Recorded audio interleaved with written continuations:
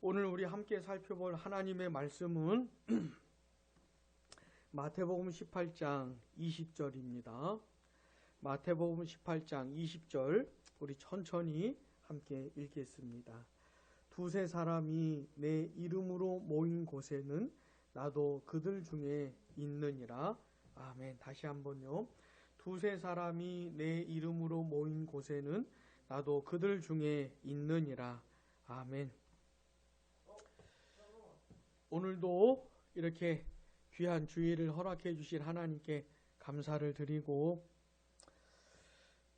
우리가 적은 인원이지만 하나님 앞에서 하나님의 말씀을 들을 수 있기를 바랍니다.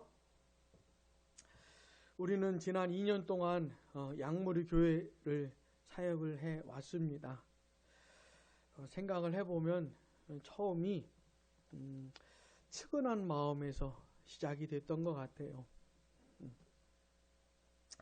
2019년 그 초에 어떤 교회 소식을 듣게 되었고 참담한 사건도 듣게 되었고 그래서 상처를 받고 힘들게 나온 성도들 소식을 듣고 그냥 저는 마음이 아팠습니다.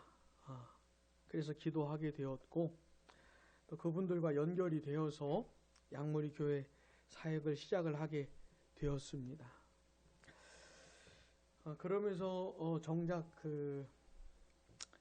신앙이 다른 사람들, 성경에 대한 이해가 다르고 진리에 대한 이해가 다르고 또 그런 교회에서 오랫동안 신앙생활을 해오고 여기 뼈대가 굳어진 사람들, 그런 성도들과 그런 분들과 함께 교회를 세워가고 신앙생활을 할 것에 대해서는 사실 많이 생각은 못했어요. 요것보다는 그냥 측은한 마음이 드는 것이 너무 컸기 때문에 그렇게 이제 사실은 시작이 됐고 또 그분들이 그 교회를 나오게 되면서 힘들었던 거는 어느 정도는 이렇게 해결은 된 것 같아요. 지금 생각을 해보면.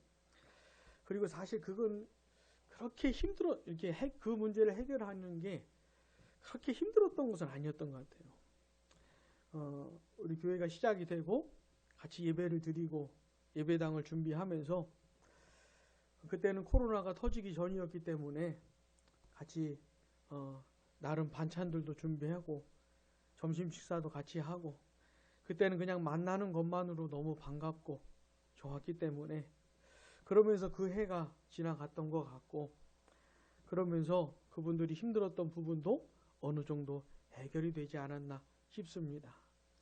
그리고 작년 들어서는 코로나가 시작이 되었고 또 코로나 중에도 계속 하나님의 말씀이 선포되고 또 그분들이 좋아하고 좀 즐겨 했던 점심 식사도 하지 못하는 중에도 계속 말씀을 들어야 됐는데 사실 이 부분에서 좀 많이 힘들었던 것 같습니다.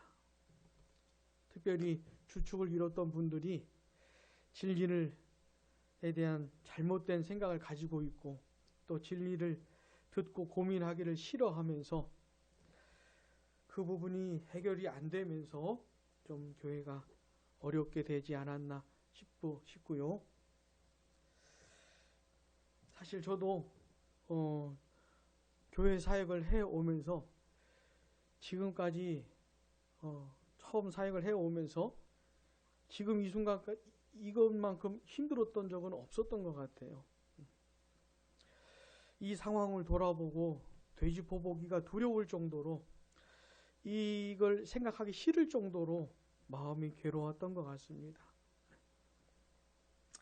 그럼에도 불구하고 생각을 해야 되고 직면을 해야 되고 되돌아봐야 되는데 이렇게 힘들고 어려운 중에도 우리가 꼭 기억해야 될 이름이 있습니다.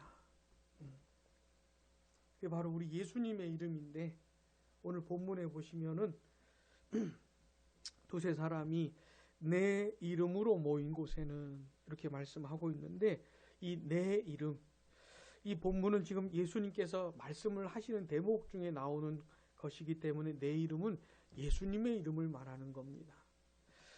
우리가 어떠한 상황 속에서도 또 목회를 하면서 아무리 어려운 중에도 예수님의 이름을 꼭 기억을 해야 되는 겁니다. 예수님의 이름을.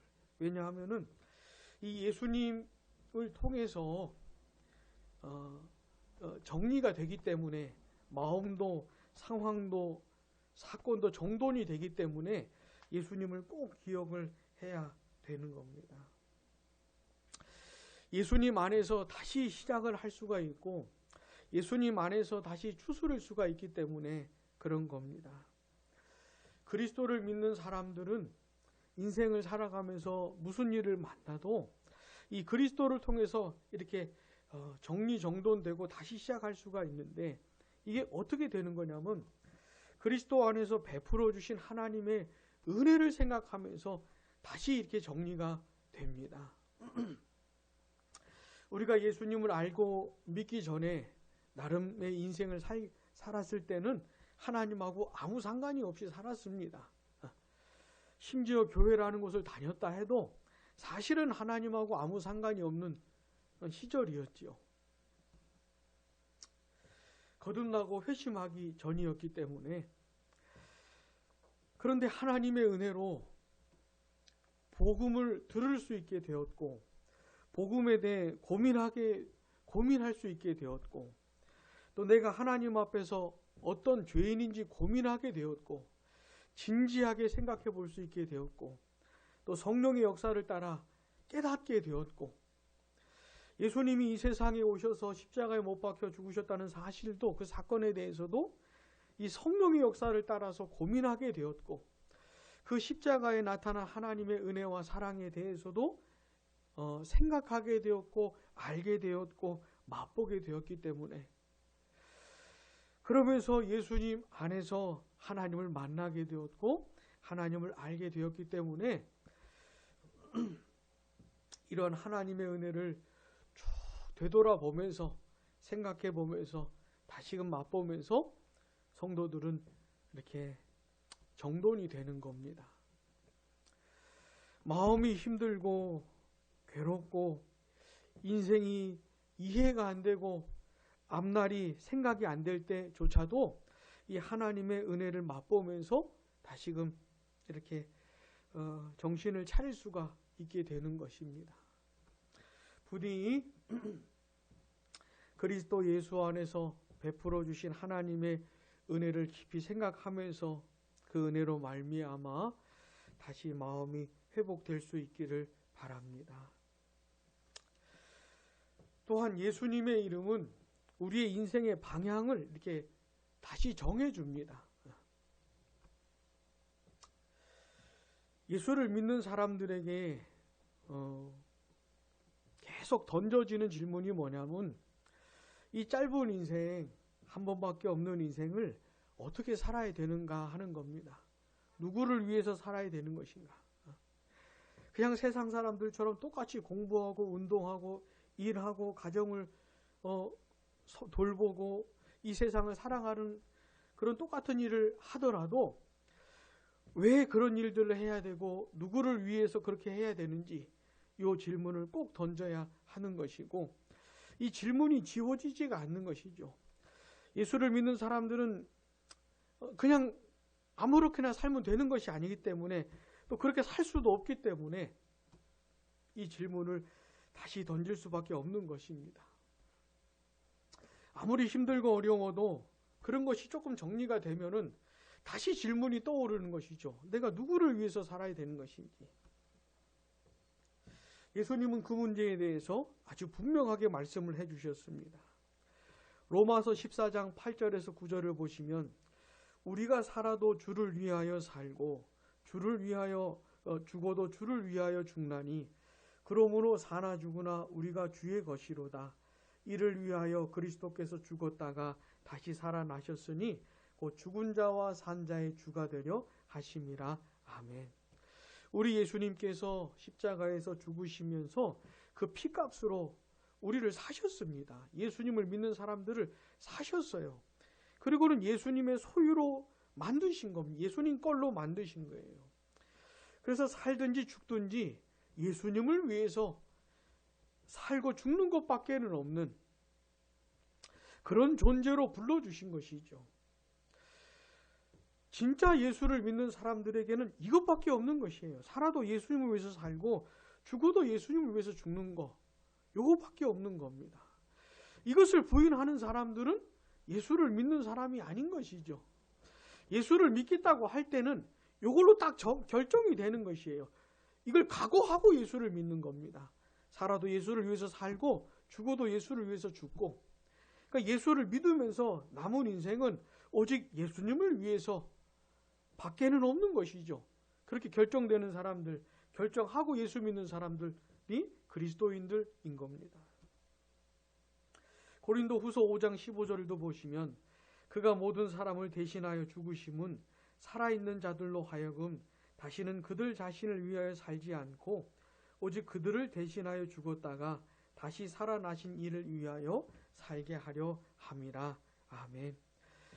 예수님께서 십자가에서 우리를 대신하여서 죽으신 목적이 있었는데 그게 뭐냐면 예수님을 통해 살아난 우리들이 두 번 다시 우리 자신을 위해서 살지 않고 우리를 위해 죽으신 예수님을 위해서 살게 하려고 하셨다는 겁니다.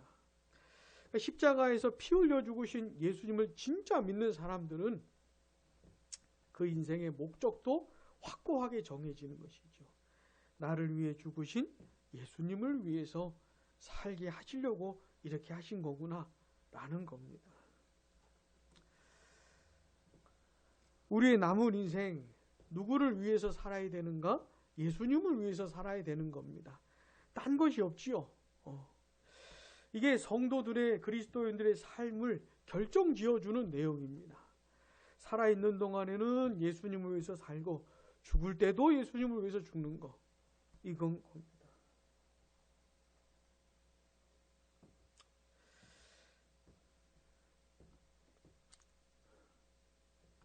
사실 저도 이번 일을 겪으면서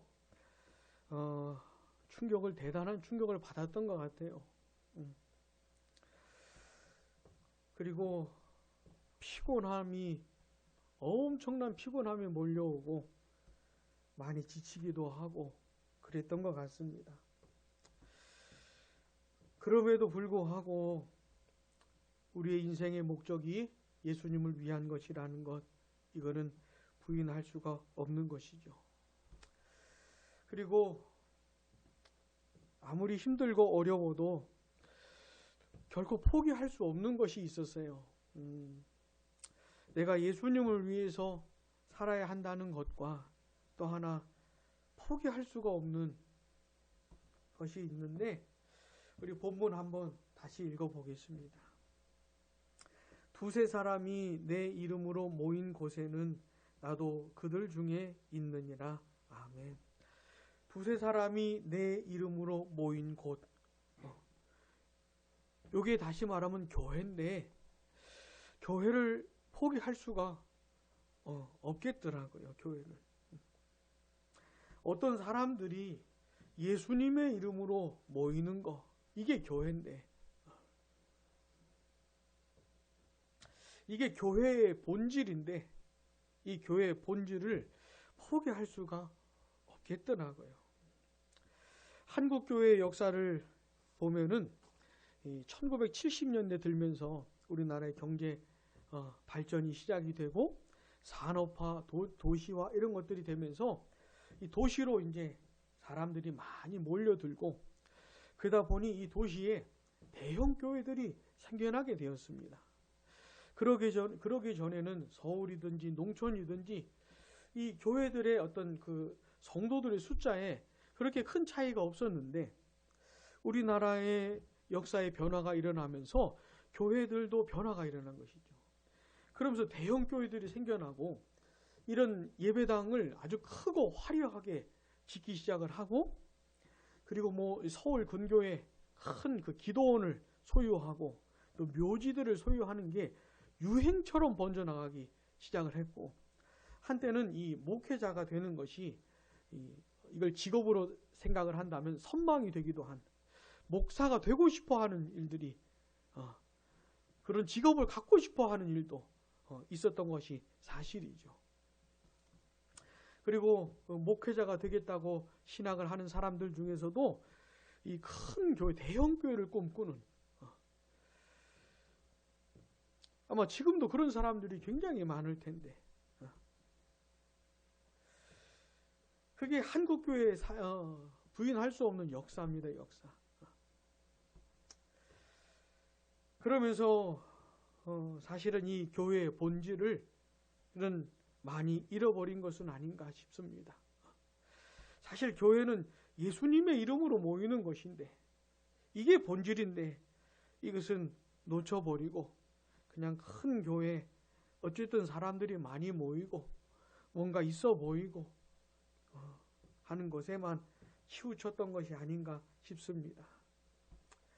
그러나 교회는 예수님의 이름으로 모이는 겁니다. 예수 그리스도의 이름으로 모이는 거. 그리고 예수 그리스도의 이름으로 모이기 위해서는 그 이름으로 모여서 하나님을 예배하고 하나님의 말씀을 배우고 또 복음을 모르는 영혼들에게 복음을 전하고 또 하나님의 사랑이 필요한 곳에 사랑을 흘려보내는, 그게 교회인데, 사실 이런 일들이 있기 위해서는 하나님의 진리의 말씀이 바르게 선포되어야 합니다. 복음의 진수가 전해져야 되고 진리의 핵심이 전해져야 되고, 또한 성령의 역사 가운데 거듭남과 회심의 역사가 그 교회에서 실제로 일어나야 하는 것입니다.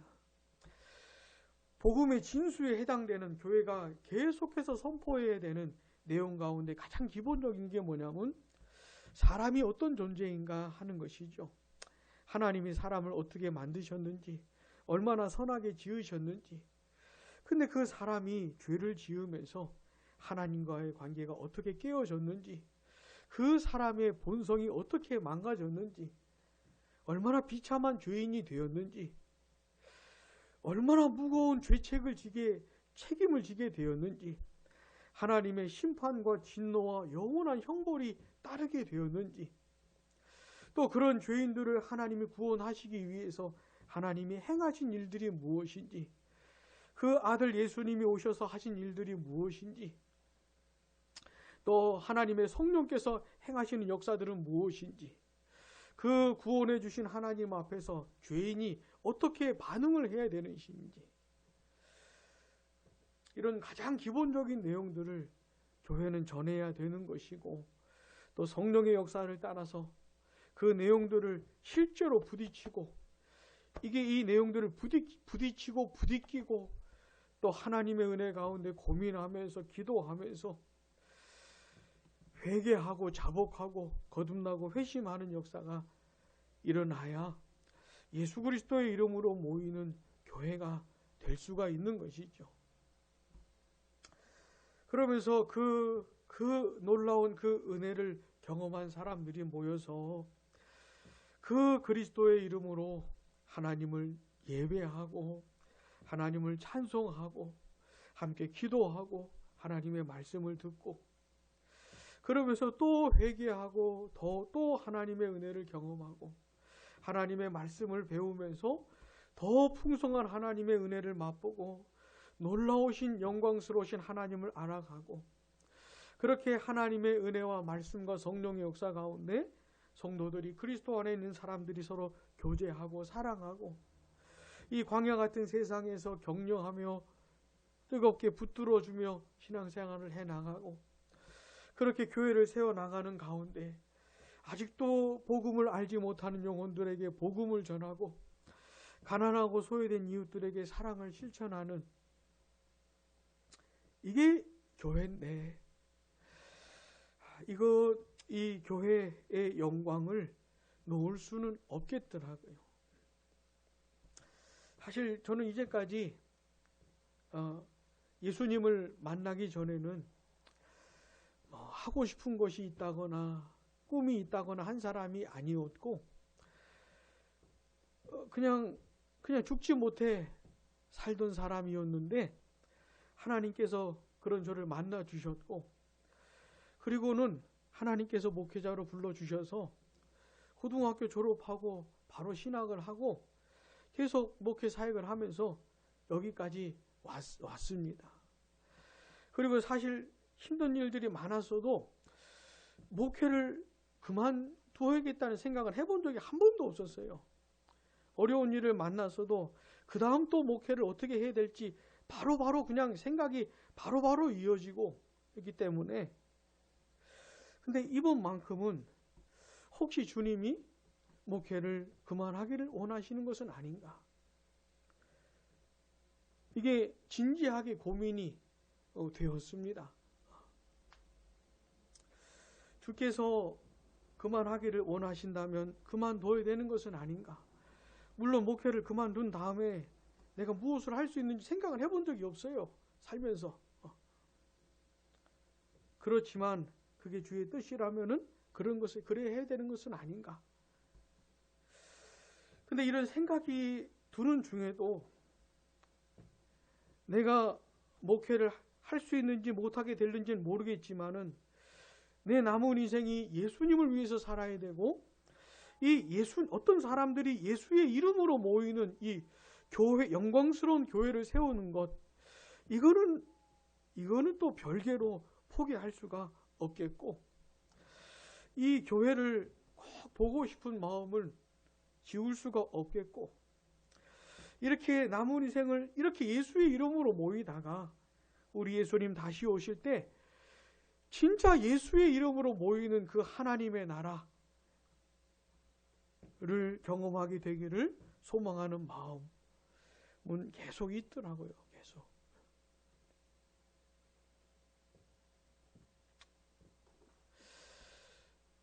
사랑하는 교회를 위해서 기도해 주시기를 바랍니다.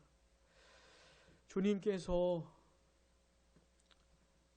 주님의 뜻을 따라서 인도해 주셔서 주님이 원하신다면 다시 이 어떤 사람들이 주님의 이름으로 모이는 이 영광스러운 교회를 세워가는 일에 사용해 주시기를 계속해서 기도해 주시고, 우리 양모리 교회가 물론 진짜 여기 나오는 대로 두세 사람만 모이면은 현실적인 어려움들이 있겠지만, 그래도 몇 명이라도 진짜 예수 그리스도의 이름으로 모이는 교회를